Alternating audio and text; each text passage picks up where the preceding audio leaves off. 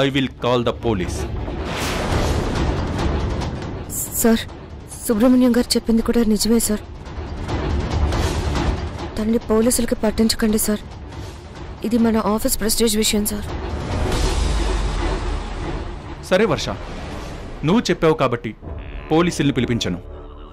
ఆడ మనిషి కాబట్టి చెప్పుతో కొట్టకుండా పోనీలే పాపం అని వదిలేస్తున్నాను.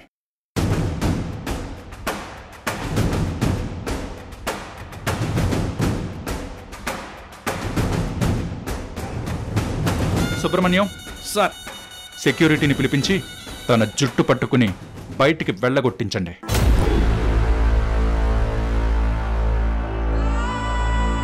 మళ్ళీ జీవితంలో ఈ ఆఫీస్ మొహం చూడ్డానికి భయపడాలి. పిలిపించండి. Security come here.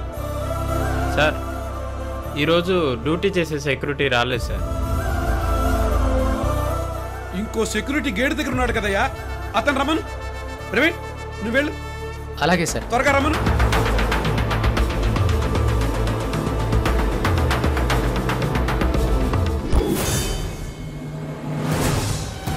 Security, security, security.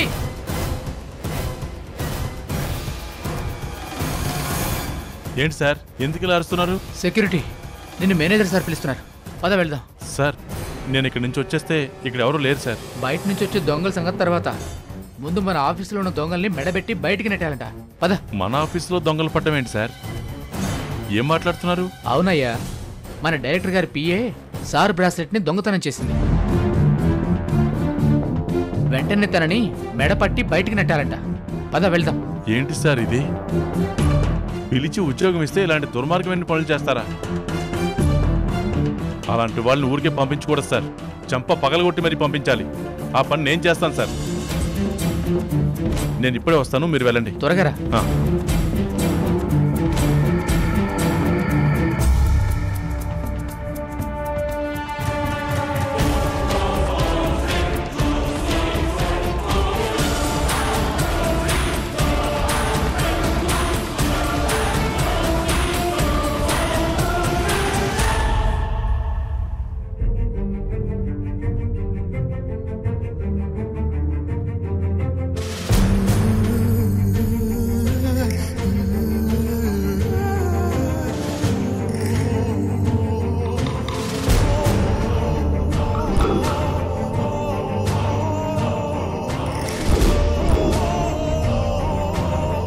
నా స్టాఫ్ని సొంత మనుషుల్లా చూసుకుంటాను. కానీ నేను నమ్మిన వాళ్ళు ఇలా మోసం చేస్తే ఒక్కొక్కసారి నమ్మకం మీదనే నమ్మకం చచ్చిపోతుంది సుబ్రహ్మణ్యం గారు. అవును సార్, మీ బాధ చూస్తుంటే నాకు కూడా అలాగే అనిపిస్తోంది సార్.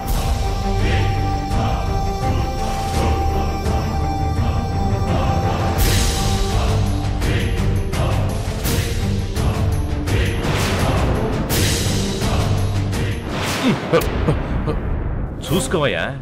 Sorry sir. అవును, ఇందాక గేట్ దగ్గర ఉన్నావు, ఇప్పుడు హడావిడిగా ఎక్కడికి వెళ్తున్నావు? సార్, లోపల కృష్ణ సార్ పిఏ దొంగతనం చేసిందంట. ఆవిడ్ని మెడపెట్టి బయటికి గెంటేయడానికి నన్ను రమ్మన్నారు సార్. పిఏ దొంగతనం చేసిందా? అవును సార్. నేను చూసుకుంటానులే, నువ్వు వెళ్ళు. అలాగే సార్. నమస్తే సార్.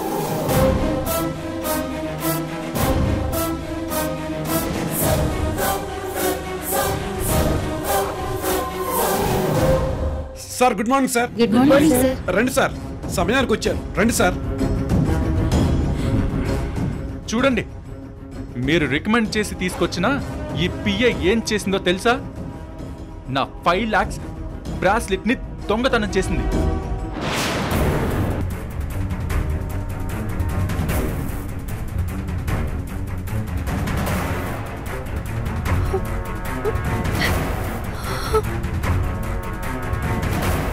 వీళ్ళు చెప్తుంది నిజమేనా? నువ్వు నిజంగానే కృష్ణ దగ్గర బ్రాస్లెట్ కొట్టేశావా?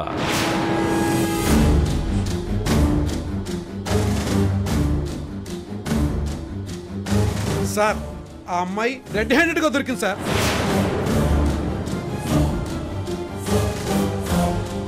మాట్లాడు ప్రియా, నువ్వు దొంగతనం చేసిన విషయం నిజమేనా?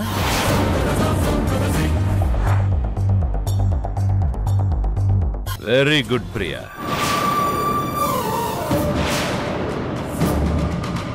Really I appreciate you.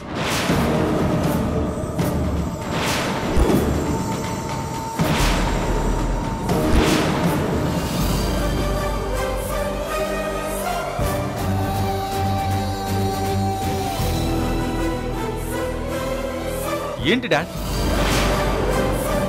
తను బ్రాస్లెట్ దొంగతనం చేసింది అంటే తన్ని మెడపట్టి బయటికి గెంటించకుండా అప్రిషియేట్ చేస్తారేంటి? కృష్ణ, నీ దగ్గర నుంచి ఆ బ్రాస్లెట్ కాజేయమని చెప్పింది నేనే.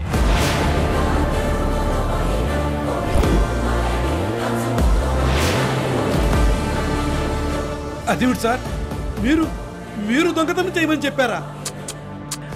నేను దొంగతనం చేయమని చెప్పలేదండి. అది కృష్ణకు తెలియకుండా తీసి నాకు ఇవ్వమని చెప్పాను.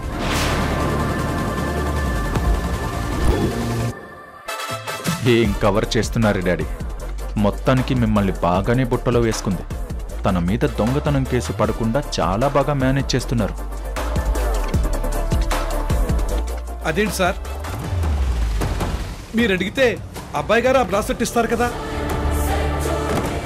దానికి అమ్మాయిని సార్కు తెలియకుండా తీసుకోమని చెప్పటం ఏమిటి సార్?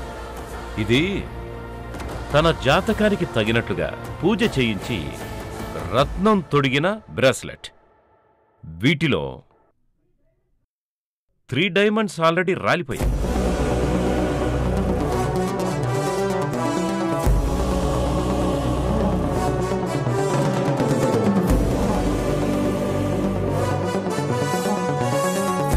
అవును సార్. అలాంటి బ్రాస్లెట్ వేసుకోకూడదురా, తీసివ్వరా, డైమండ్స్ మళ్ళీ పొదిగిస్తాను అని చెప్పాను. కానీ మనవాడు నా మాట వింటేనా? అది అరిష్టం అని చెప్పినా మనవాడు వినడు. అందుకే వాడికి తెలియకుండా దీన్ని తీసి నాకివ్వమని ప్రియకి చెప్పాను. తను కరెక్ట్గా టైం చూసి ఈ పని చేసింది. Good job Priya, good job.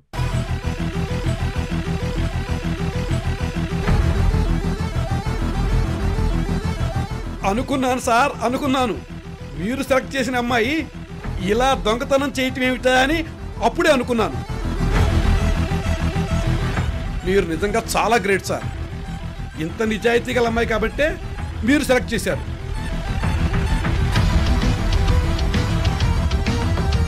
ఏ సుబ్రహ్మణ్యం, నీ మృదంగం కాస్త ఆపుతావా? అలాగే సార్. ఇప్పుడు ఎవరెవరు తనని దొంగని నింద వేశారో అందరూ తనకు క్షమాపణ చెప్పండి.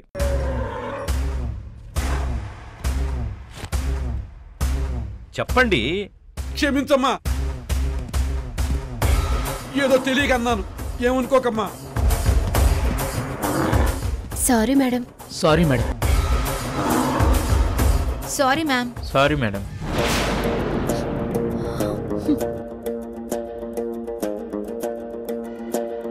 కృష్ణ సార్, మీరు కూడా నిజం తెలియక నన్ను దొంగ అన్నారు కదా.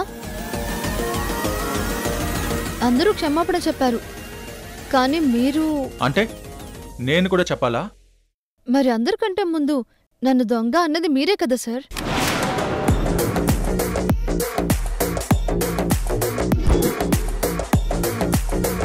కృష్ణ, తెలియక తన మీద నింద వేశావు కాబట్టి తనకు సారీ చెప్పడంలో తప్పులేదు. సారీ చెప్పమ్మా.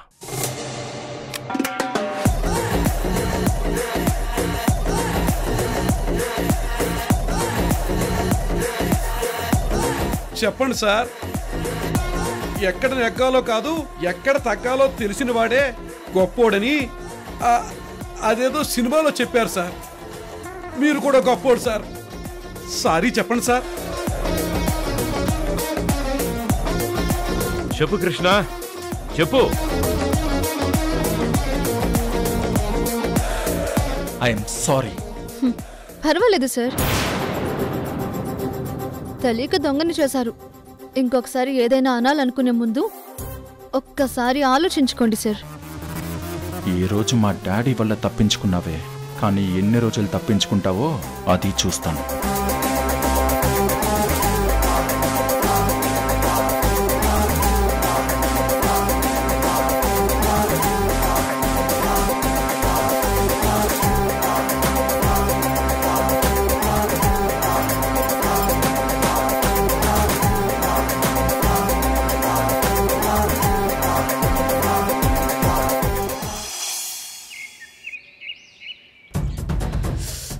అయ్యో పంకజం, పంకజం!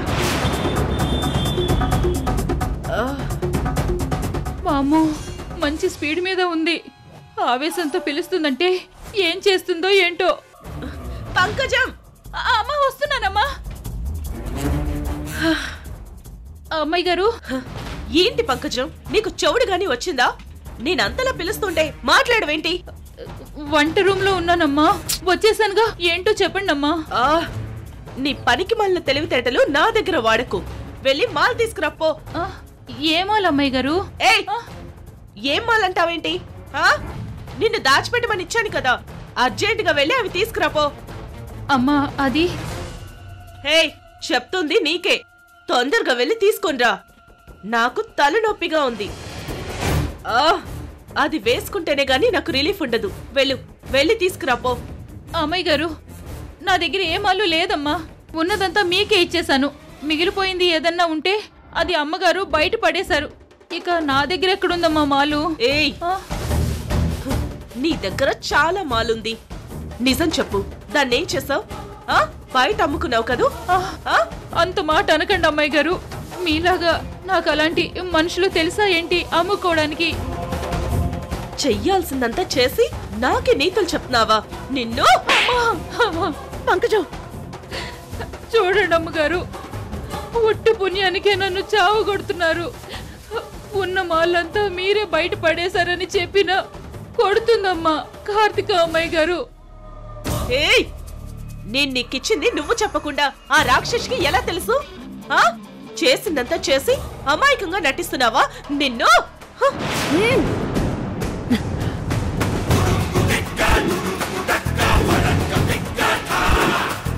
ఏంటి చెయ్యి పట్టుకున్నావు? మొన్న జరిగింది మర్చిపోయావా? ఆ రోజు ఇదే దెబ్బ నీకు తగిలింది. ఆ రోజు అదృష్టం కొద్దీ బ్రతికి బయటపడ్డావు. ఈసారి కొట్టానంటే నిన్ను ఆ దేవుడు కూడా కాపాడలేడు. అది గుర్తుంచుకో. మర్యాదగా చెయ్యొదులు. నీ ఇష్టం వచ్చినట్టు ప్రవర్తిస్తానంటే చూస్తూ ఊరుకుంటాననుకోకు. ఈ ఇంట్లో అందరితో పాటు కలిసి ఉండాలి అంటే అందరికీ తగ్గట్టే నడుచుకోవాలి. పెద్దవాళ్ళకి గౌరవం ఇవ్వడం నేర్చుకో. అది నేనైనా సరే, పంకజమైనా సరే. ఏంటి ఈ పంకజానికి నీకు నేను మర్యాద ఇవ్వాలా? అందరూ మర్యాద అంటే చేతులతో దండ పెడతారు కదా, కానీ నేను చెప్పుతో దండిస్తాను. ఆ మర్యాద కావాలా? అక్క, నువ్వు ఎవరితో మాట్లాడుతున్నావో తెలిసే మాట్లాడుతున్నావా? నోరు మొయ్యవే. నా జోలికొస్తే ఎవరికైనా చెప్పుతోనే సమాధానం చెప్తాను. పంకజం, మర్యాదగా మాల్ నాకిస్తావా? లేదంటే చెప్పు దెబ్బలు.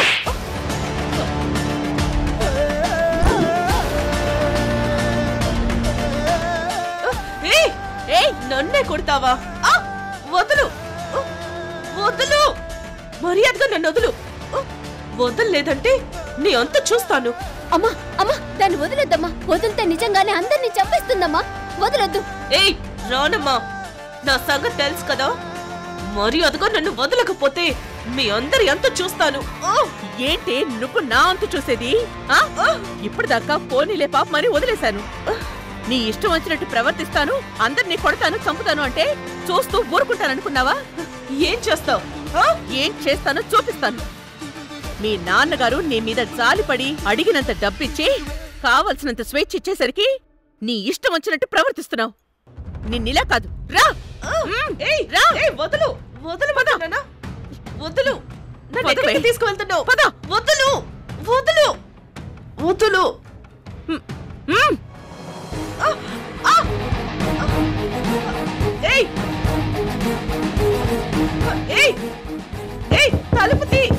తలుపు తీస్తావా లేదా? బద్దలు కొట్టేస్తాను. ఏయ్, నీ ఇష్టం వచ్చినట్టు చేసుకో. ఇంతకాలం పోనీలే, నీ తప్పు నువ్వు తెలుసుకుంటావు, మారుతావు అనుకున్నాను. కానీ రోజు రోజుకి నీ రాక్షసత్వం పెరిగిపోతోంది. నువ్వు డోర్ తీవే, తీ. నువ్వు కన్నీళ్లు పెట్టుకుని అమ్మా నన్ను క్షమించు, ఇక మీదట నేను ఆ డ్రగ్స్ తీసుకోను అని నీ నోటితో చెప్పేంత వరకు నేను తలుపు తీయను. పంకజం, అమ్మా, తను అరిచి గే పెట్టినా సరే తనని బయటకు వదలొద్దు. తనకు కావలసిన తిండి మంచినీళ్లు ఇవ్వండి, అంతే తప్ప బయటికి మాత్రం పంపించొద్దు. అర్థమైందా? అలాగే అమ్మగారు. మంచి పని చేశావమ్మా, లేదంటే అందరి మీద పడి తనిష్టం వచ్చినట్టు ప్రవర్తిస్తుంది. ఈ దెబ్బతో అయినా బుద్ధొస్తుంది. ఏయ్ రాక్షసి, నిన్ను ఊరికి వదిలిపెట్టని చెప్తున్నాను. ముందు డోర్ ఓపెన్ చేయవే, తీయవే. సరే పదండి. వస్తే రాక్షసి, నన్నే లాక్ చేస్తావా? ఛ! రవి, రవి, రవి. ఏంటమ్మా, ఏంటి పొద్దస్తమానం దేనికో ఒకదానికి పిలుస్తూనే ఉంటావు? ఏం కావాలి? టాబ్లెట్స్ కావాలరా, తెచ్చి పెట్టవా? ఏంటమ్మా నువ్వు అన్ని దగ్గర పెట్టుకోవచ్చు కదా, ప్రతిసారి పిలుస్తూనే ఉంటావు. ఆయన నాన్నెక్కడికెళ్లారు? ఏమోరా, వెళ్లే వాళ్ళని మీరు ఎక్కడికి వెళుతున్నారు అని అడుగుతానా? పోనీ నాకేమైనా చెప్పి వెళ్తారా? ఆయన చెప్పడు, నువ్వు అడగవు, సరిపోయారు. ఉండు తెస్తాను.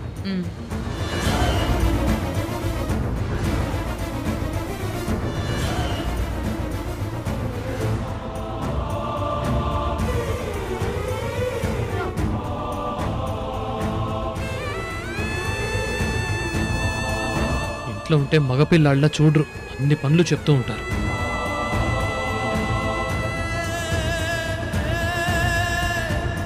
ఉండు, కాఫీ తీసుకొస్తాను.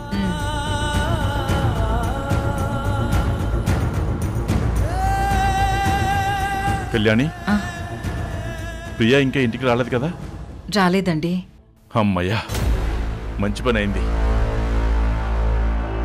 కళ్యాణి, నేను డ్యూటీలో చేరిపోయాను. నెలకి 16,000 రూపాయల జీతం, రోజుకి 8 గంటల ఉద్యోగం. ఎక్స్ట్రా డ్యూటీ చేస్తే ఎక్కువ డబ్బులు ఇస్తారు. వచ్చే డబ్బులు కనీసం ఇంట్లో పాలు ఇంటెద్దు వరకు అయినా సరిపోతాయి.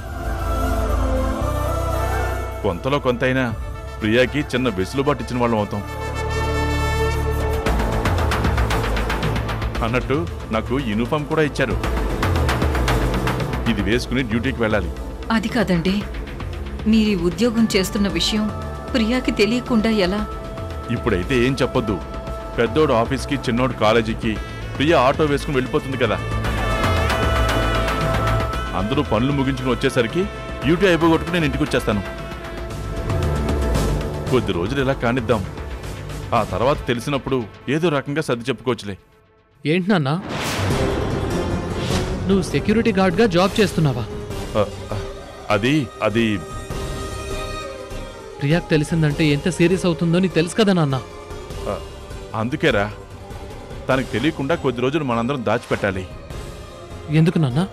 నీకు తెలియదేముందిరా, పాపం ప్రియా ఒక్కతే రెక్కలు ముక్కలు చేసుకుని కష్టపడుతుంది. నీకెలాగూ ఉద్యోగం వచ్చింది, నువ్వు కొంత సహాయపడతావు. నీ ఉద్యోగం పర్మనెంట్ అయ్యేంత వరకు నేను కూడా ఏదైనా కష్టపడితే ప్రియా మీద కొంచెం భారం తగ్గుతుంది కదా. తలా కాస్త సంపాదించి దాచుకుంటేనే కదరా రేపు ప్రియాకి ఘనంగా పెళ్లి చేయగలుగుతాం. ఇప్పటి వరకు మనందరినీ ప్రియా పోషించింది. ఇప్పుడు తన పెళ్లి కోసం మనందరం కష్టపడతాం. ఓహో, అంటే తన పెళ్లి కోసం ఈ తాపత్రయం అన్నమాట. అమ్మా, అమ్మా, అమ్మా మందులు వేసుకున్నావా? వేసుకున్నానమ్మా.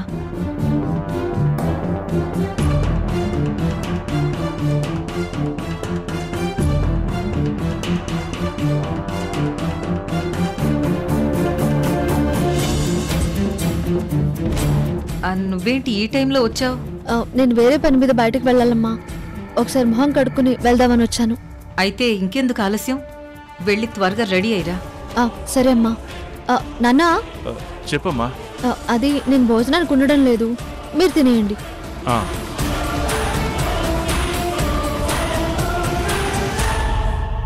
అమ్మయ్యా, ఎక్కడ తను చూస్తుందోనని భయపడిపోయాను. ముందు ఇవి లోపల పెట్టు. ఎన్ని రోజులను దాచిపెడతారు నాన్న? నిజం నిప్పు లాంటిదని మీరే చెప్తారు కదా. దాన్ని దాచడం ఎవరి వల్ల కాదు. కనిపెట్టినప్పుడు చెప్పొచ్చులేరా. ఇప్పుడైతే తప్పించుకున్నాం కదా. ముందు అవతల పెట్టు. వెళ్ళు. ఏంటి నాన్న, ఏంటి ఏదో తప్పించుకున్నావు అంటున్నారు? దేని గురించి?